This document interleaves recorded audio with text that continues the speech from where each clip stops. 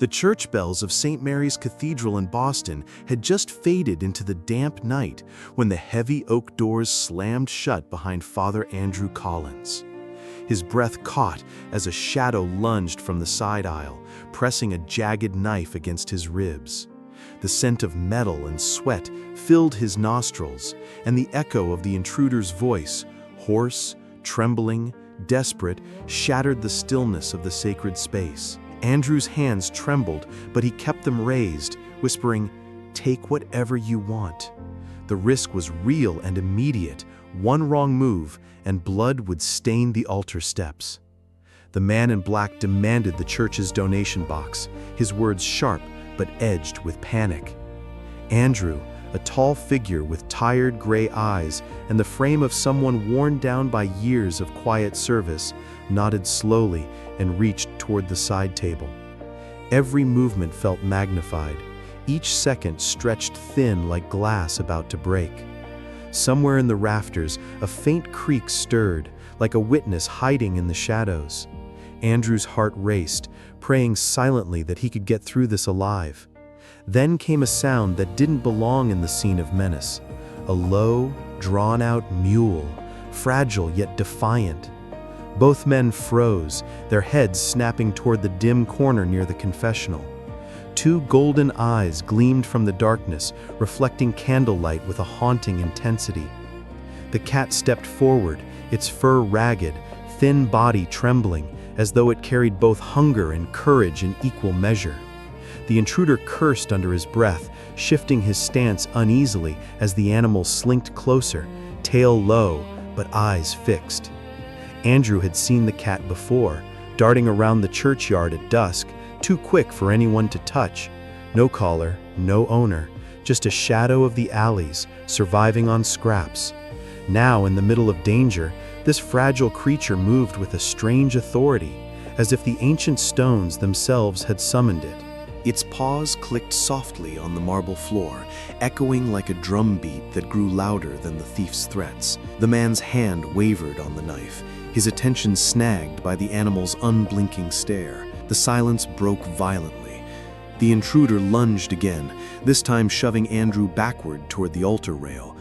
Pain shot up his spine as he hit the wood, but before the blade could press further, the cat let out a piercing hiss that filled the chamber. Its back fur bristling, the sound sharp and primal against the vaulted ceilings. The man flinched, a fraction of a second of hesitation, but enough. Andrew grabbed the offering box with both hands and shoved it sideways, crashing it into the attacker's leg. Coins clattered across the floor like a rainstorm of steel. In the chaos, the cat darted between them, weaving in unpredictable zigzags. The thief cursed again, swinging his foot in frustration, but the animal twisted away, brushing dangerously close to the knife's edge. Andrew's stomach clenched. The thought of that small life being cut short filled him with sudden, searing urgency. He couldn't let it happen. With a burst of adrenaline, he shoved himself upright, shielding the animal with his body. The blade grazed his sleeve, tearing fabric but sparing his skin. His voice cracked as he shouted, "Leave now!" The command rang through the sanctuary with unexpected strength. The intruder hesitated, chest heaving, eyes darting from the priest's defiance to the animal that refused to back down. Something in that standoff, man, priest, and stray cat, tilted the balance. The intruder spat on the floor, muttered something guttural, and bolted toward the doors, slamming them open so hard the hinges rattled. His footsteps faded into the night, leaving behind only the scattered offering coins and the tremor of Andrew's breath. Andrew collapsed onto the nearest pew, his chest rising and falling in ragged gasps. He looked down, and there, perched on the step beside him, the cat sat silently. Its body was thin, ribs faintly visible beneath the matted fur, but its eyes, still glowing gold in the flickering light, held him with a gaze both wild and oddly gentle. Andrew extended a cautious hand, uncertain if the creature would vanish like smoke, but instead, the cat leaned forward, pressing its forehead against his knuckles with a fragile trust that shook him deeper than the blade ever had. The night outside the church pressed in heavy and cold, the kind of silence that amplifies every small sound. Father Andrew remained seated, his hands trembling as he traced the faint warmth where the cat had touched him. Yet peace was fleeting. The wind rattled the stained glass windows, carrying with it a sound that didn't belong. Boots striking pavement, hurried, returning. Andrew's gut twisted. The thief hadn't gone far. Perhaps he was circling back, furious at being denied. He rose to his feet, muscles taut with dread, the cat instantly following, its tail flicking in sharp, alert movements. Andrew moved toward the doors, heart hammering, when a loud bang reverberated against the wood. Someone was outside, pounding hard. "Open up!" a voice roared, harsher than before. The intruder hadn't left. He had brought someone else. A second set of footsteps shuffled just beyond the threshold, heavier, angrier. Andrew's mind raced. He could lock the side vestry, hide until they left. But the thought of abandoning the church, this fragile creature at his feet, felt like a betrayal deeper than fear itself. The cat suddenly bolted toward the altar, leaping onto the communion rail with surprising grace. It stared at the doors, fur bristling, letting out a guttural growl that seemed too deep for its frail body. Andrew felt the hairs rise on the back of his neck. This wasn't just an animal reacting. This was something primal, protective, as though the cat saw danger before he could. The pounding grew louder, splintering wood threatening to give way. Andrew backed toward the sacristy, whispering prayers he hadn't spoken aloud in years. Then, silence. The pounding stopped. For a long moment, only the sound of Andrew's heartbeat filled the nave. He dared to believe they had left until the crash came. A side window exploded inward, shards scattering across the marble floor. Two figures tumbled through the broken frame, faces masked, one holding a crowbar glinting in the candlelight. Andrew staggered back, his body frozen between fight and flight. The cat sprang down from the rail, darting directly across the intruder's path. Its hiss echoed, claws scraping stone like a warning strike.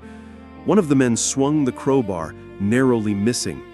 The force struck a pew, splintering wood into jagged shards. Andrew flinched at the violent crack, his instinct screaming to run, but his eyes locked on the cat, weaving, dodging, always placing itself between him and the danger. Rage burned in the masked man's eyes. "Grab it," he snarled, lunging for the animal. Andrew shouted no with such force that his own voice startled him, echoing louder than the bells. In that instant, courage overcame fear, his body moving before thought. He lunged for the fallen donation box, gripping it like a shield. The weight was clumsy, but solid. When the man swung again, Andrew shoved forward, metal clanging against iron. Sparks flew as the crowbar skidded across the box's edge. The second intruder grabbed Andrew's arm, twisting hard. Pain flared down his shoulder, yet he refused to let go. The cat darted upward, claws flashing, and with a feral cry, it raked across the attacker's sleeve. The man yelped, jerking back as blood spotted his arm. The distraction was small, but enough.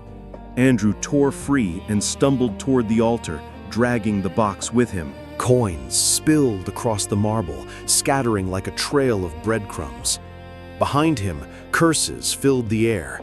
The intruders were enraged, their steps pounding closer. But the cat remained relentless, darting, swiping, buying seconds at every turn. It was reckless, almost suicidal, and Andrew's chest ached at the sight. This wasn't just survival. The animal was protecting him. A bond was forming in blood and chaos, stronger than words. The chase funneled toward the sanctuary, where candles flickered madly in the draft from the shattered window. Andrew pressed his back against the altar, gripping the heavy box like a final defense. His breathing came in ragged gasps, every muscle trembling. The men closed in, one raising the crowbar for a final strike. Then, with uncanny timing, the cat leapt from the altar's edge directly at the man's face. Its claws flashed in the firelight, its scream cutting through the vaulted ceiling like an unholy hymn. The man stumbled, blinded, crashing backward into the pews with a deafening thud. The other froze, eyes wide, fear finally seeping into his rage. He looked at the animal, small, gaunt, bleeding from a paw, but standing tall in defiance. His grip faltered. Andrew, chest heaving, locked eyes with him. "Leave," he said, voice low but carrying power. The intruder hesitated only a second before hauling his fallen partner up and dragging him toward the shattered window. Their retreat was frantic, glass crunching beneath their boots as they vanished into the night. Andrew slumped against the altar, vision blurred with exhaustion. He glanced down, expecting the cat to retreat into the shadows as it always had. But instead, it limped toward him, settling against his leg, its small body trembling, yet refusing to move away. Blood marked its paw, dark against the marble floor. Andrew's throat tightened. He reached down, scooping the fragile creature into his arms. Its warmth against his chest was fragile, desperate, yet filled with a trust that no prayer could capture. In that silent cathedral, man and animal became something unbreakable, survivors bound by a night of fire and steel.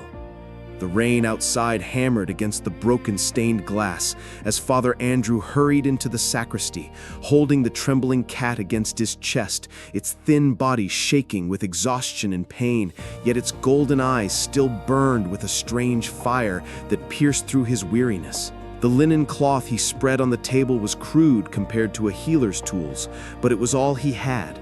And as he laid the animal down, he felt the small heart thundering beneath its ribs, fragile, yet unyielding, like a drum refusing to fall silent.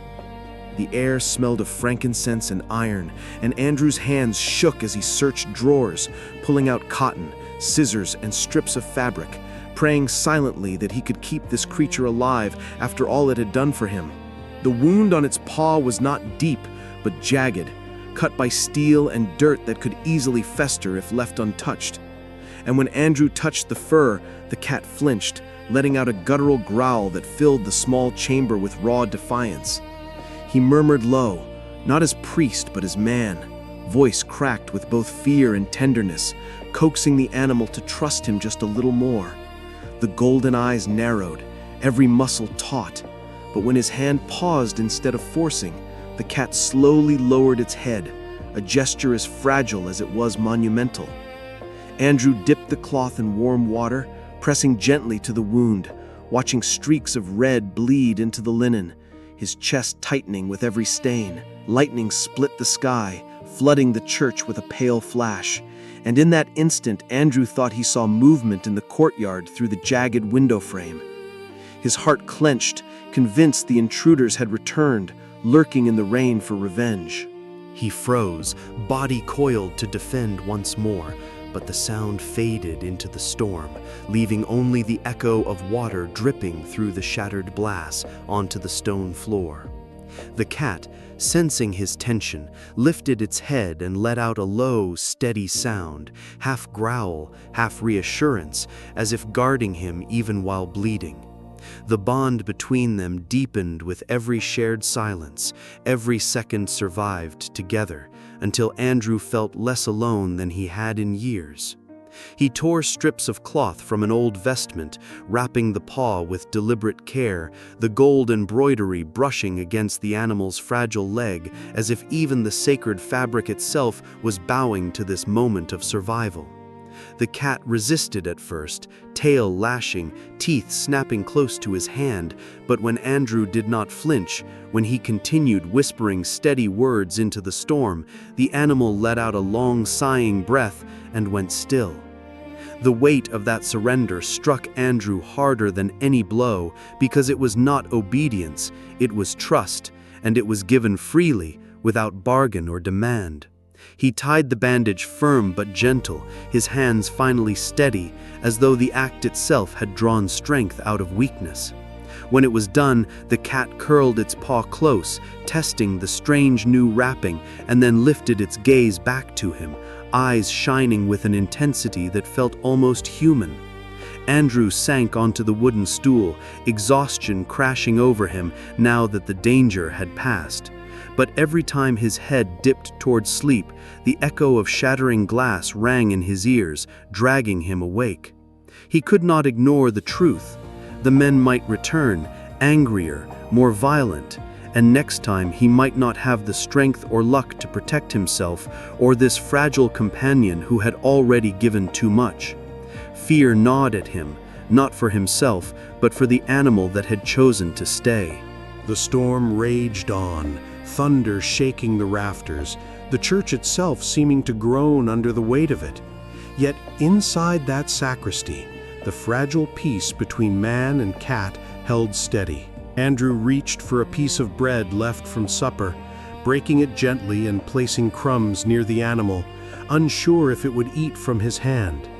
The cat sniffed, hesitant, then took a bite so small it was almost symbolic, and Andrew felt tears burn at his eyes from the simple act. It was not the bread that mattered, but the acceptance, the beginning of something that could not be spoken, yet filled the silence like a hymn. But the night was not finished testing them. From deep within the nave came a hollow thud, like wood shifting under weight, too heavy to be storm alone. Andrew froze, the crumbs still in his palm, eyes darting to the half-closed sacristy door. The cat stiffened, ears swiveling sharply, its gaze narrowing toward the sound. Another thud followed, then the unmistakable creak of footsteps moving slow across stone, each one deliberate, patient, predatory. The storm outside masked much, but not enough, and Andrew's pulse quickened as he realized the church was no longer empty. He blew out the nearest candle, plunging the sacristy into shadows, his breath shallow as he pulled the cat close once more. The golden eyes glowed faintly in the dark, unblinking, locked on the doorway, as if daring whatever lingered beyond to step closer. Andrew felt the tension of another night of survival coil within him, heavier than before, because this time he knew the animal at his chest was already wounded, already bleeding, and still it braced itself to face the unknown with him. The bond was no longer a fragile thread, it had become a shield, one that neither storm nor steel could easily break. The silence stretched, broken only by the storm clawing at the cathedral walls, until a figure finally emerged from the nave shadows. A man, broader than the first two, moved slowly, carrying no blade, but with fists heavy enough to break bone. His soaked coat dripped rainwater, his breath visible in the cold, and his eyes scanned the sanctuary like a predator that had all the time in the world. Father Andrew held his breath, clutching the cat to his chest, feeling the tiny heartbeat flutter against his ribs like a drum of warning. The intruder's boots echoed against the marble, steady, deliberate, closer with each step. Andrew rose from the stool, his knees weak, yet refusing to bend to fear, placing himself between the stranger and the sacristy's light. His hands trembled, not from cowardice, but from the burden of standing unarmed in the house he had sworn to protect. The cat shifted suddenly, pushing free of his hold, limping toward the doorway with its bandaged paw dragging slightly against the floor. Golden eyes glowed in the darkness, the fragile body bristling with defiance, and the man halted, unnerved by the sheer audacity of the tiny silhouette that barred his way. A low hiss rolled through the chamber like smoke, primal and unrelenting. The intruder sneered, raising his boot to stomp the animal aside, but Andrew surged forward with a force that surprised even himself. He grabbed a heavy brass candlestick from the altar, its weight foreign in his hands, yet steady as a weapon. The two collided in the half-light, the crash of brass against flesh reverberating through the church like thunder. The man roared, stumbling back, but Andrew did not relent, swinging again with the fury of someone who had nothing left to lose. The cat darted in and out of the chaos, claws flashing, a small but relentless storm alongside him. For a moment it seemed Andrew might fall, his strength buckling against the intruder's sheer size. But then lightning flared through the shattered window, illuminating the scene in ghostly silver. In that light, Andrew saw the cat leap, aiming not for the man's face this time, but for his coat, tearing at the fabric near his chest. The distraction tipped the balance. Andrew drove the candlestick down with both hands, striking the man's shoulder and forcing him to the ground with a guttural cry. The sound of bone cracking filled the chamber, followed by silence thick as smoke. The man staggered once, then crumpled across the pews, unconscious, his breath shallow but alive. Andrew stood trembling above him, the candlestick clattering to the floor, his body shaking from both victory and horror. His chest heaved, his mind blurred, but when he looked down, the cat was there again, limping but proud, its head lifted, golden eyes burning with a fierce light that seemed to pierce even the storm outside. They had faced death together, and neither had broken.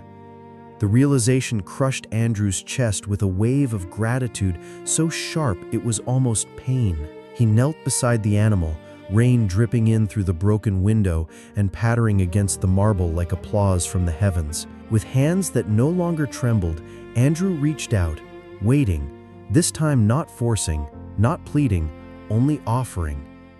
The cat hesitated, then leaned forward and pressed its forehead to his palm, slow and deliberate, a gesture older than words. Andrew closed his eyes, feeling the fragile warmth of trust against his skin, a connection raw and sacred that no sermon could ever teach. In that moment, he knew the animal had chosen him, not as priest, but as companion. The storm outside began to ease, thunder rolling away into distant hills, leaving the cathedral wrapped in the quiet hum of rain. Andrew carried the cat to the altar, laying it gently upon the embroidered cloth, as if upon a throne, his lips brushing against its ears in silent thanks. Around them, candles flickered and steadied, their flames no longer struggling against the wind, but burning firm and bright. The church that had been violated by violence now felt sanctified by something deeper: loyalty, sacrifice, and an unspoken bond forged in blood and fire. As dawn began to creep through the broken glass, painting the floor in pale gold, Andrew lifted the cat once more, cradling it against his chest. The animal's breathing was steady now, its body warm, its gaze soft. He stepped into the nave, coins still scattered like fallen stars across the marble. The defeated man slumped silently in the pews. Andrew did not look back. He carried forward with the cat close to his heart. The two survivors walking together into the morning light, bound forever by a night when trust had triumphed over fear, and a stray had become his guardian.